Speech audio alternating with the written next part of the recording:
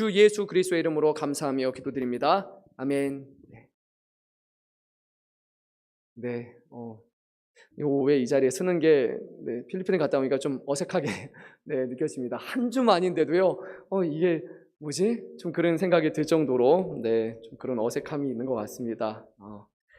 그래도 우리 오늘 또 청년분들 또 많은 성도님들과 함께 이렇게 예배 드릴 수 있음이, 또 하나님의 말씀을 함께 전하고 나눌 수 있음이 저에게 참 복이라고 생각이 듭니다. 오늘 말씀의 제목이 좀 상당히 보셨습니까? 도발적이죠. 해가 되는 모임. 근데 그 해가 해가 아니라 해로운 모임이에요. 그렇죠?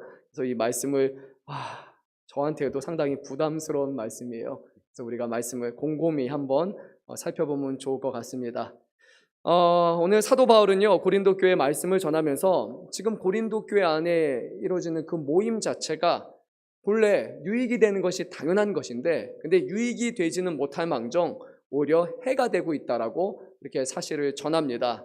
상당히 문제가 되는 일이에요. 왜냐하면 교회는 주님의 거룩한 몸이기 때문에 주의 이름으로 모이는 곳이고, 이곳에는 하나님의 영광이 드러나야 되고, 그리고 예수 그리스도의 주되심이 나타나야 되는 그런 거룩한 모임이에요. 그러면 이 교회, 예배라는 이 모임 자체는 하나님의 영광, 예수님의 영광이 나타나야 되는, 당연히 모든 사람들에게 생명을 살리는 그런 모임이 되어야 되는 거죠. 반드시 유익함이 있어야 되는 모임입니다. 그럼에도 불구하고 유익하지는 못할 망정 도리어 이 예배가 해가 되고 있다라고 오늘 성경은 그렇게 말씀하고 있어요. 과연 어떤 종류의 모임에 대해서 말씀하고 있는가? 그리고 과연 어떤 모임이 해로운 모임이라고 칭할 때 그 기준은 무엇인가? 오늘 이것을 염두에 보면서 함께 말씀을 나누면 좋을 것 같습니다. 저는 처음에 이 말씀을 묵상하면서요, 오늘날의 상황처럼 생각을 했습니다. 제일 처음에 이런 거예요. 교회 안에 모임이 있잖아요. 다양한 모임들이 있어요. 성도들이 모임 이런 모임이 있어요. 친교 모임일 수도 있고 그런 모임일 수도 있어요. 근데 이 당시 1세기의 상황을 생각해 보면요, 오늘날 우리가 드리는 예배와는 좀 다릅니다. 이렇게 예배당에서 많은 사람들이 모여서 이렇게 예배를 드리고 나서 다른 모임을 하는 것이 아니라 주로 가정에서 예배를 많이 드리게 돼요. 그러면 가정에서 예배 드린 다음에 그 다음에 성만찬이 그 당시에 이제 이어지게 됩니다. 같이 모여서 예배를 드리고 함께 떡과 잔을 나누는 것, 그러면서 예수 그리스도의 보혈과 예수 그리스도의 죽으심을 기념하는 모임이 그 예배 자리에서 계속 이루어져요. 우리는 1년에 3번, 4번, 2번 이런 식으로 성찬 예식을 가질 때만 주의 이름으로 모여서 떡과 잔을 나누지만, 그 당시에 초대교회 성도들은 날마다 모여서, 매주마다 모여서 예수님을 기념하는 것, 그것이 그들의 예배의 일환이었기 때문이에요.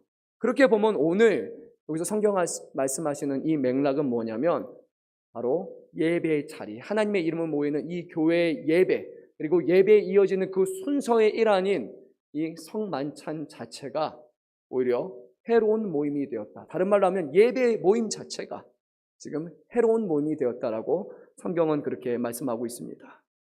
사랑하는 성도 여러분, 우리는 예배하면 무슨 생각이 듭니까? 여러분, 뭐가 예배인 것 같아요?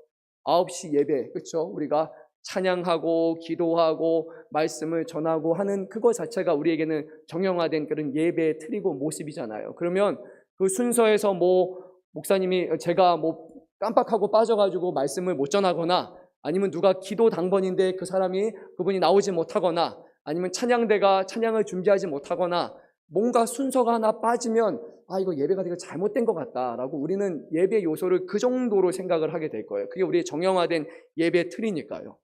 근데 오늘 말씀을 보면 어떤 예배가 유익한 예배인지, 또 어떤 예배가 해로운 예배인지를 그것을 분간하는 기준이 이렇게 드리는 예배의 모습이 아니라 그 안에서 분열이 일어나고 파당을 갈라서 거기서 사람들이 그런 서로 간에 어떤 분열이 일어나게 되면, 그럼 바로 그 예배와 그 모임 자체가 해로운 모임이라는 겁니다. 자, 이해가 되십니까? 공감이 되십니까?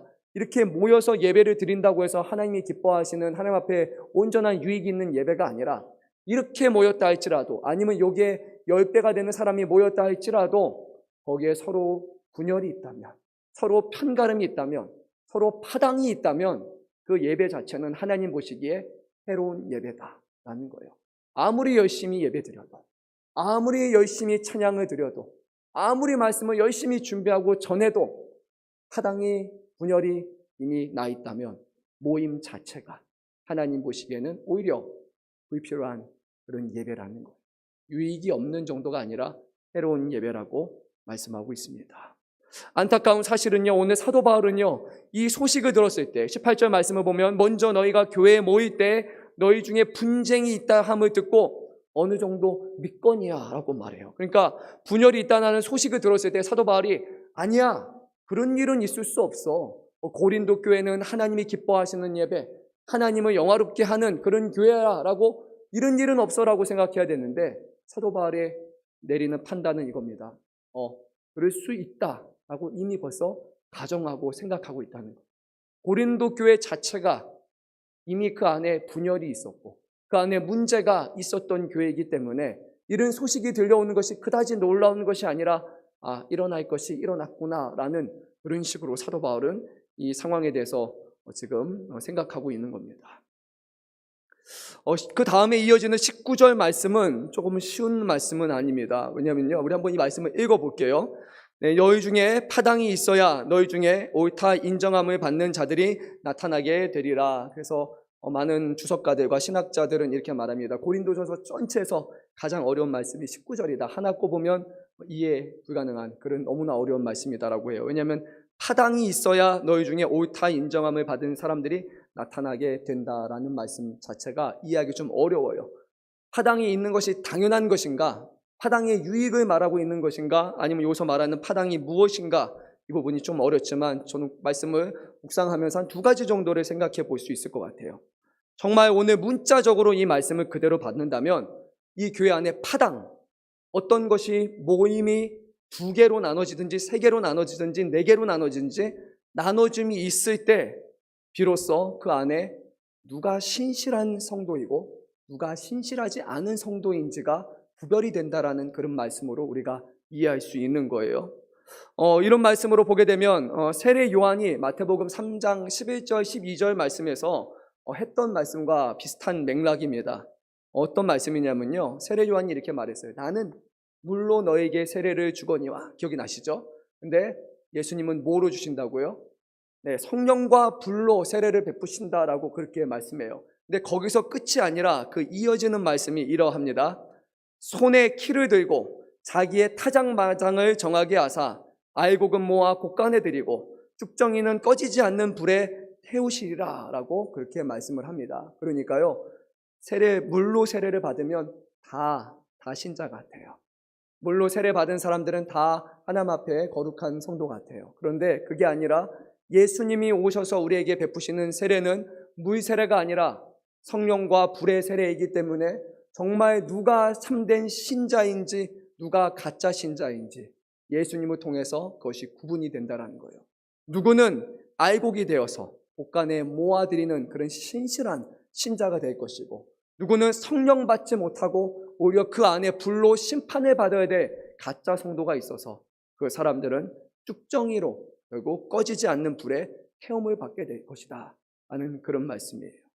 보니까 파당 중에도 신실한 파당이 있을 수 있을 거고, 누구는 억울하고 힘든 상황에서도 하나님을 사랑하고 사모하고 그 공동체를 유지하기 위해서 그렇게 노력을 하는 그런 하나의 파당이 있다면, 다른 파당은 분열을 일삼고 그 안에 평등함이 아니라 서로 간에 어떤 서열을 만들고 서로 간에 인정받기 원하고 다른 사람에게 존중받기 원하고 다른 사람을 비하하고 내리는 그런 또 다른 파당이 있어서 결국 그것을 볼 때 누가 진짜 신자고 누가 가짜 신자인지 파당을 통해서 드러난다라는 그런 말씀이에요. 이것이 한 가지 우리가 이해할 수 있는 말씀이고, 저는 이 말씀에 대해서 공감합니다. 근데 이것을 당시에 이 말씀을 로마 시대의 문화하고 연결시켜 보면요, 우리는 또 이렇게 생각해 볼 수 있어요. 로마의 건축물을 보면요, 이제 좀 중산층, 좀 어느 정도 이제 규모가 있는 그런 집에 가게 되면 보통 방이 2개가, 큰 방이 2개가 있습니다. 그러니까 잠자는 방이 아니라 다른 용도로 사용하는 그런 방이에요. 하나는 트리클리니움이라고 해가지고 이것은 귀한 손님들이 올 때 응접실 아니면 접대하는 용도로 그렇게 사용하는 그런 큰 방이 있어요. 가장 큰 방입니다. 여기에는 아무나 들어올 수는 없고 집주인 그리고 선별된 손님들만이 이 안에 들어와요. 거기에는 이제 의자가 배치가 되어 있는데 오늘날처럼 이런 의자가 아니라 예수님 당시의 의자는 좀 달랐어요. 식사할 때 이렇게 먹는 게 아니라 어떻게 식사를 했죠? 이렇게 이게 기대다라는 표현이 이렇게 기대는 게 아니라 진짜 이렇게 여기다 베개 하나 두고 엎드려서 먹듯이 이렇게 그렇게 먹는 자세가 있어요. 그래서 로마 시대 때 막 그림들을 보면요, 항상 침대에 있는 그런 그림들이 되게 많거든요. 그렇게 기대고 눕는 것이 익숙한 문화였기 때문이에요. 여기는 상당히 큰 방인데 이 다 이렇게 기댈 수 있는 의자가 있다 보니까 주로 9명에서 10명 정도만 이 공간에 들어갈 수 있다고 합니다. 여기는 좀 특별한 사람들이 가는 거예요. 그런데 또 다른 이제 방이 하나가 있어요. 이것은 아트리움이라고 불리는 그 방인데 규모가 좀 더 작아요. 여기는 약간 뭐 뜰 안채 뭐 이렇게 생각할 수 있는데 그런 공간이 있는데 여기는 그런 이렇게 기댈 수 있는 의자는 없고 일반적으로 우리가 앉을 수 있는 그런 공간이에요. 더 작은데도 불구하고 여기는 무려 30명 이상이 있을 수 있다고 합니다. 뭐 쉽게 생각하면 이래요. 집 안에 VIP석이 있고 그리고 일반석이 있는 거예요. 그리고 오늘 말씀의 맥락에 비춰보면 거기서 두 개 다른 공간에서 성찬, 어떻게 보면 애찬이라고 할 수 있겠죠. 그 성만찬이 이제 거행이 된 겁니다. 한편에는 아주 좋은 공간에서 특별한 장소에서 약 주인과 10명의 사람들만이 먼저 이렇게 성찬에 참여하고 있고 나머지 사람들은 그냥 다른 곳에다 넣어가지고 자 여기 앉아서 하세요. 30명 다 채워주면 거기서 이제 또 다른 성만찬이 어서 진행이 되기 시작하는 거예요. 그러니까 문제가 생길 수밖에 없죠. 결국 아마도 주인하고 가장 친한 사람들, 신분이 있는 사람들, 어쩌면은 사회적으로 좀 덕망이 있는 사람들, 뭔가 지위가 있는 사람들은 주인 옆에서 좋은 자리에서 VIP석에서 지금 성만찬을 하게 되는 거고, 그리고 나머지 사람들은 다른 공간에서 따로 지금 분리가 되고 있어요. 그래서 오늘 말씀을 비춰보니까요, 성찬에 누군가는 너무 일찍 와서 벌써 술을 많이 마시고 포도주를 많이 마셔서 포도주에 취할 만큼 지금 그렇게 상황이 놓여 있는가 하면 누구는 왔는데도 아무것도 먹지 못한 채 지금 배고픔 가운데 이 모임을 보내고 있다고 합니다. 그래서 사도 바울은 이것을 책망하면서 이렇게 말씀합니다. 우리 한번 22절 말씀을 읽도록 하겠습니다. 너희가 먹고 마실 집이 없느냐? 너희가 하나님의 교회를 업신여기고 빈궁한 자들을 부끄럽게 하느냐? 내가 너에게 무슨 말을 하랴? 너희를 칭찬하랴? 이것으로 칭찬하지 않노라. 아멘. 먹고 마실 집이 부족해서 그 집에 모인 게 아닙니다. 왜 모였습니까? 하나님을 예배하기 위해서 모인 거예요. 오늘날처럼 이런 예배당이 없었기 때문에 큰 집이 있는 모일 수 있는 공간에 모였는데 그 안에서도 서로가 누구는 더 존귀한 사람, 누구는 더 특별한 사람 나누고 매번 거행되는 그런 성찬의 모습을 통해서 지금 이 안에서 가난한 사람들, 또 힘이 없는 사람들, 빈궁한 사람들은 매번 그 자리에 VIP석이 아닌 다른 자리에 아마 거기서도 자리가 30명이 들어가면 거기도 자리 배치가 있겠죠. 거기에 누군가는 가장 구석의 끄트머리에 앉아있는 사람들은 항상 그 자리에 있을 겁니다. 매 자리에 같이 참여하지만 같은 공간에 있지만 늘 소외되고 늘 부끄럽게 여겨지는 그런 사람들이 교회 안에 있었다는 거예요. 왜 이런 일이 이루어집니까? 사도 바울은 그렇게 말합니다. 너희가 하나밖에 없다. 하나님의 교회를 업신여기기 때문에 이렇게 하는 것이 아닙니다. 이 교회가 예수 그리스도의 몸된 교회라면 형제와 자매를 사랑함이 마땅하고 그 가운데 누가 더 존귀한 사람, 누가 그렇지 못한 사람으로 나눠서 가난하고 빈궁하고 없는 사람들을 천대하고 부끄럽게 하는 것은 주님의 교회라면 불가능한 것인데 이런 일이 교회 안에 이루어진다는 것은 하나님의 교회를 업신여기기 때문이다 라고 사도 바울은 그렇게 말씀합니다. 그리고 그런 교회는, 그런 예배, 그런 모임은 해로운 것이다 라고 이렇게 말씀합니다. 저는 이 말씀이 상당히 충격적인 말씀으로 느껴져요. 앞서서 말씀드렸던 것처럼 그냥 우리가 생각하는 예배, 모임을 생각하면요, 그냥 순서 하나 이어지고 잘하면 예배 잘한 거라고 생각이 드는데 오늘 말씀은 전혀 그렇지 않아요. 급을 나누고 선대하고 그렇지 않으면 그는 예배가 아니고 하나님을 업신여기는 교회라는 거예요. 저는 참 두렵습니다. 하나님께서 이 땅에 있는 교회들을, 수많은 교회들을 바라보면서 진짜 교회, 가짜 교회하고 쭉정이와 아이곡을 주님께서 나누실 때 과연 이 땅에 있는 많은 교회들은 하나님의 기준을 볼 때 좋은 교회일까? 진짜 교회일까? 아니면 무늬만, 건물만 남은 정말로 중요한 것을 잃어버린 그런 가짜 교회일까? 라는 겁니다. 하나님이 우리 교회를 바라보실 때 과연 뭐라고 평가하실지 우리는 깨어서 이 문제에 대해서 아주 심각하게 고민해야 돼요. 예배의 찬양이 잘 갖춰져서, 예배 안에 시설들이 잘 갖춰져서 하나하나 순서들이 매끄럽게 흘러가서 예배가 아니라 그 예배 도중에 소외되는 사람이 있다면, 그 예배 도중에 불편함을 느끼는 누군가가 있다면, 예배 도중에 누구는 높아지고 누구는 낮아지고 그 안에 분열된 모습이 교회 안에 있다면 하나님의 기준으로는 이 예배는, 이 교회는 해로운 교회고 해로운 예배다라고 판단하실 겁니다. 너무 극단적이라고 여겨질 만큼 오늘 사도 바울은 교회로 모이는 것에 대해서 정확하게 말씀하셨습니다. 교회로 모일 때 해롭다라고 말씀을 하셨습니다.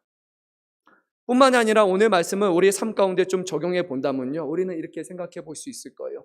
교회 예배뿐만이 아니라 예배 아니면 교회라는 이름으로 모이는 여러 가지 모임들이 있잖아요. 친목 동호회가 있을 수도 있고, 여기서 기도회가 될 수도 있고, 아니면 봉사 모임이 될 수도 있고, 가령 우리 한국 교회로 기준을 보면 전도회가 될 수도 있고, 다양한 모임이 될 수 있을 거예요. 하지만 주의 이름으로 모인다고 해서, 교회로 모인다고 해서 그것이 다 하나님 보시기에 유익한 것이 아니라는 거예요. 그 안에 파당이 갈린다면, 그 안에 소외감이 들게 만든다면, 그 아래 누구 한 사람, 특별한 사람들만 자기 자리를 지키고 그 사람이 중심되고 그 사람만 높아지고 그런 일들이 발생하게 된다면, 힘이 있는 사람과 힘이 없는 사람으로 그 모임이 구분되기 시작한다면, 그러면 그 모임은 해로운 모임이라는 겁니다. 유익이 없는 모임이 아니라 없어져야만 하는, 교회에 무너뜨리게 만드는 해로운 모임이 되는 겁니다. 사랑하는 성도 여러분, 오늘 이 말씀을 우리가 두렵고 떨리는 마음으로 받기를 소망합니다. 하나님이 기뻐하시고 하나님의 영광을 드러내는 유익한 모임으로 우리 교회 모든 모임들이 세워져 갈 수 있기를 간절히 소망합니다. 사도 바울은 이어서 이제 성만찬에 대해서 말씀하는데요, 성만찬을 가르치는 것 자체가 목적이 아닙니다. 어떠한 맥락에서 성찬을 얘기를 했는지를 우리가 그것을 잘 이해해야 됩니다. 성만찬을 잘못 여기고 한 사람을 위해서, 특정한 사람을 위해서 이 모임이 일어나는 것을 보고 정확하게 성찬 모임이 무엇이었는지 그 의미를 지금 전해주시는 거예요.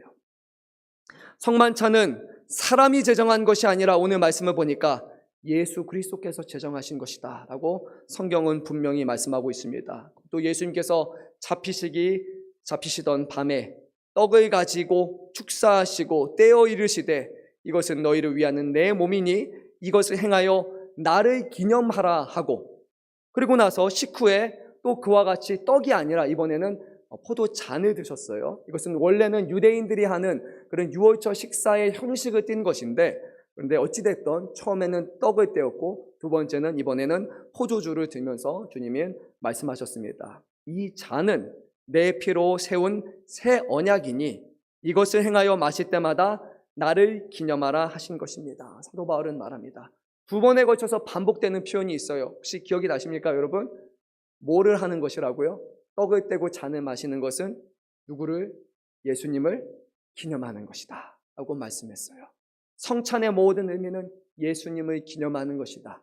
교회 안에서 모여서 하는 우리 모든 것들은 우리를 위해서 죽으시고 우리에게 새 언약을 세우신 예수 그리스도를 기념하는 것이다 라고 오늘 이 성만찬의 의미를 정확하게 전합니다.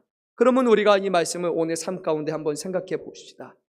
과연 우리는 모일 때마다 예수님을 기념하는 모임으로 모이고 있습니까? 이 예배 자리에 여러분이 나올 때 어떠한 마음으로, 어떤 마음의 중심을 가지고 이 자리에 나오셨습니까? 우리를 위해서 죽으시고 다시 살아나신 예수 그리스도를 기념하는 마음으로 나오셨습니까? 오늘 이 자리가 하나님의 영광 되게 하고 또 예수 그리스도로 말미암아 새 언약을 우리 가운데 이루어 주셔서 우리는 유대인들이 아니지만 이방인이었지만 그리스도로 말미암아 하나님의 언약 백성이 되었다라는 그 놀라운 은혜를 우리는 감사하고 그것을 또 기념하고 찬양하기 위해서 이 자리에 우리는 모여 있습니다. 교회 안에 봉사의 모임으로 잠깐 모였을 때 혹시 봉사 자체가 목적이 되어 버리진 않았습니까? 교회 안에서 친교 모임으로 모일 때 친교 자체가 목적이 되어버리지 않았습니까? 그러면 교회라는 이름은 떼버려야 되는 거예요. 왜냐하면 예수님의 이름으로 모인 것이 아니기 때문이에요. 예수님을 기념하기 위해서 모인 것이 아니기 때문이에요. 등산 모임을 가도요, 교회에서 한다면 달라야 되잖아요. 그리고 우리가 뭐 밥을 먹으러 간다 할지라도요, 이곳에서 우리는 그리스도의 이름으로 모여서 주님이 우리에게 베푸신 은혜에 감사하고 또 이 식사의 모임, 이 어떻게 보면 밖에 나가서 먹는 맛있는 뭐 맛집 탐방이 될 수도 있겠지만 그 안에서도 주님이 우리에게 놀라운 은혜를 베풀어 주셨다는 것을 기억하며 우리가 주 안에 하나의 공동체가 되어서 서로가 서로를 다시 한번 세워주고 주님의 살아계심을 더욱더 굳건하게 하고 우리 안에 예수 그리스도의 증거를 더욱더 기념하고 드러나게 하기 위한 그것을 도모하기 위한 모임으로 모일 때 그 모임은 정확하게 올바른 목적으로 모인 거예요.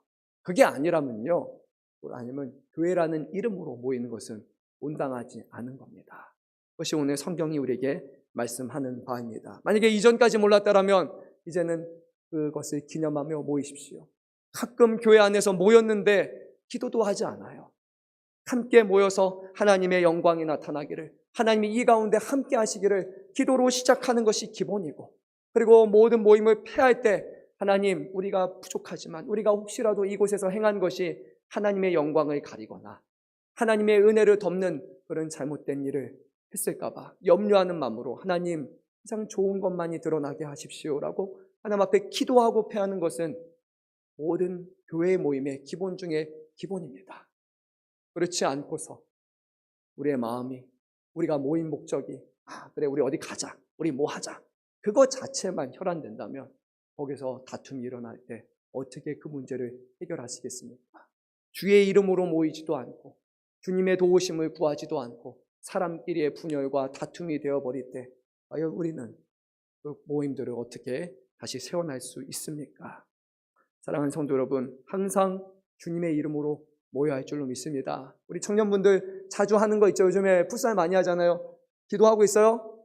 가서 그냥 풋살 자체만 하고 오지 마세요. 알았죠? 우리 청년이라고 제가 이렇게 오후 예배니까 좀 얘기하는 거예요. 가서 한 명이 대표로 우리 돌아가면서 해요. 하나님, 풋살 하다가 서로 미치지 않게 해주시고 너무 잘하려다가 백태클 이런 거 하지 않고 서로 사랑하고 주님의 은혜와 영광이 드러날 수 있도록 그렇게 해주십시오. 이번에 이제 저희 풋살 얘기가 나와서 그런데 얼마 전에 선교 가면서 장로님들과 이렇게 대화 나누다 보니까 어떻게 예전에 이제 축구팀 저희 교회 많이 했었잖아요. 그거 얘기가 나온 거예요. 그런데 교회끼리 모였는데 서로 막 욕하고 거기서 그랬다는 거예요. 얼마나 그러니까 부끄러워요. 너무 잘하려고 하다 보니까 성도와 성도끼리 막 욕하면서 막 싸우는 거예요. 하나님의 영광 없어요. 예수님을 기념하는 거 없어요. 그렇게 해서는 안 되는 겁니다. 밖에서도 믿는 사람들은 그렇게 하면 안 돼요. 예수 믿는 사람들이 반칙했다, 예수 믿는 사람이 빽빽했다, 이런 얘기가 나오면 얼마나 그것이 부끄러운 일입니까? 예수 믿는 사람은 조금 못해도 돼요. 예수님을 드러낼 수 있다면, 기념하고 예수님을 증거할 수 있다면 잘하는 겁니다. 주님의 이름으로 모였는데 막 모여서 시끌벅적하고 막 소리 지르면서 다퉈요. 내가 맞다, 내가 맞다, 막 그러기 시작해요. 주님은 어디 계십니까? 하나님의 교회라고 말씀하고 있는데, 주님을 머리로 섬기는 우리들이라고 말하고 있는데 정작 내가 머리가 되고 내 목소리가 더 큰 목소리가 되고 주님은 저 어딘가에 계시는 거예요. 그런 식으로 돼서는 안 되는 겁니다. 교회의 머리는 예수 그리스도 한 분이십니다. 그분 안에서 우리는 한 몸을 이뤄나가고 모이는 모든 목적은 주님을 기쁘시하고 영광되게 하는 거예요. 그럴 때만 교회가 온전히 세워질 수 있어요. 그렇지 않으면 서로 목소리 높이다가 서로 싸우다가 상처받고 떠나는 그런 일들이 발생합니다. 그렇지 않았으면 좋겠습니다. 교회 안에 있는 다양한 친목, 제가 뭐뭐 있는지는 잘 모르지만요, 늘 모일 때마다 뭐 하고 시작하시라고요? 기도하고 하나님, 이 가운데 하나님의 영광, 예수님이 우리를 위해서 죽으셨다라는 그 놀라운 것을 은혜를 기억하며 그렇게 끝마치고 다 모임 끝났을 때 하나님 감사합니다. 이렇게 우리가 고백할 수 있는 그런 모임이 될 때 심정으로 사람들이 말할 거예요. 교회 사람들은 뭔가 모여도 다르다. 예수 믿는 사람들은 확실히 좀 다르다라고 그렇게 느끼게 될 줄로 믿습니다. 교회 안에서 이런 일이 우리 교회를 통해서 더 많이 일어날 수 있기를 간절히 소망합니다. 네, 저도 생각해 보니까 예전에 그렇게 깜빡한 것도 많이 있는 것 같아요. 우리 청년분들하고 어디 볼링 치러 간 적도 있고, 그리고 청년들하고 당구장도 갔잖아요, 그렇죠? 간 적도 있어요. 근데 괜히 거기서 제가 부끄러워가지고 청년들한테 이렇게 얘기했어요. 목사님이라고 얘기하지 말고 우리 삼촌이라고 얘기해. 막 이렇게 얘기했어요. 괜히 그래요. 잘못한 거 없는데, 그렇죠? 근데도 그게 아니라 오늘 말씀을 묵상하면서 이런 생각 들었어요. 네, 이제는 떳떳하게 하나님 기도하고 우리 청년들 왜 이렇게 유난 떨어? 괜찮아요. 원래 믿는 사람들 좀 드러내고 유난 떨고 살아야죠. 뭐라고 하면은 이렇게 얘기하면 돼요. 이곳을 위해 축복했습니다. 하나님이 정말 사업장 잘 되게 달라고 기도했어요. 이러면 그분이 뭐라고 하시겠어요? 안 하죠, 그렇죠? 그러니까 우리는 어디 가든지 믿는 사람으로 대신 기도했다면 기도에 합당한, 성도에 합당한 모습으로 보여줘야 됩니다. 늘상 제가 얘기하는 거예요. 식사 자리에 가서 대표 기도하고 하나님 축복하여 주시고 베풀어 주신 감사해 주시고 한 다음에 반찬 뭐뭐 주세요 계속 얘기하고 이거 주세요 저거 주세요 그래서 나중에 그 도와주신 분이 가니까 예수 믿는 사람한테 저렇게 자꾸 그래 계속 요청하고 계속 달라고 하면 나중에 물론 권리죠. 달라고 할 수 있어요. 반찬 달라면 다 주는 거 맞아요. 하지만 그래도 우리가 모이는 목적 자체가 주님의 이름으로 모였다면, 주님을 기념하기 위해서 모였다면 그곳에는 그런 주님, 정말 많은 사람에게 빛되고 소망되는 그런 주님이 드러나야 됩니다. 교회로 모이는 자리마다, 교회는 이렇게 모여서만 교회가 아니라 두세 사람이 주의 이름으로 모이는 그 자리가 교회인 줄로 믿습니다. 그 이름으로 모이는 곳곳마다 정말 하나님이 기뻐하실 만한 아름다운 향기가 우리 안에 나타날 수 있기를 간절히 소망합니다. 오늘 말씀 우리가 마지막 한 절만 읽고 33절 말씀 우리가 읽도록 하겠습니다. 그런즉 내 형제들아 먹으러 모일 때 서로 기다리라.